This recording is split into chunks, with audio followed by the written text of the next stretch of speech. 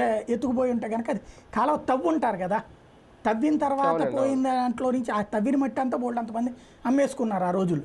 పోలవరం కాలువ ఇది రాజశేఖర రెడ్డి ఉన్న టైంలో. ఆ తర్వాత మళ్ళీ బాబు గారు వచ్చిన టైంలో కొంత తవ్వకం ఏది పట్టిసీమ కట్టారు కదా, ఆ టైంలో కొంత తవ్వకం ఇదంతా జరిగింది.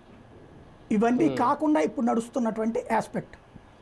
ఇప్పుడు పాయింట్ ఏంటయ్యా అంటే పోలవరానికి సంబంధించి కానీ ఇదే ఈ రెండు చోట్ల కూడా కాలవల వల్ల ఎలాంటి ప్రాబ్లం రాలా.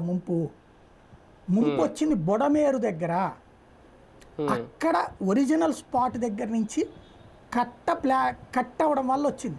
అక్కడ ఏ ఆక్రమణ లేదు. ఇప్పుడు విజువల్స్ చూశారు కదా అందరూ కూడా, కట్ట తెగిన చోట అక్కడ ఏదైనా ఆక్రమణ ఉందా, ఏదైనా బిల్డింగ్ ఉందా, అసలు అక్కడ ఎవడు ఉండడు.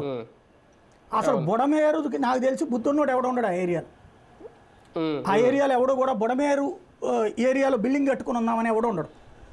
బొడమేరు కాలువ దగ్గర కట్టుకుని ఇల్లు కట్టుకున్నాడు ఎవడూ లేడు.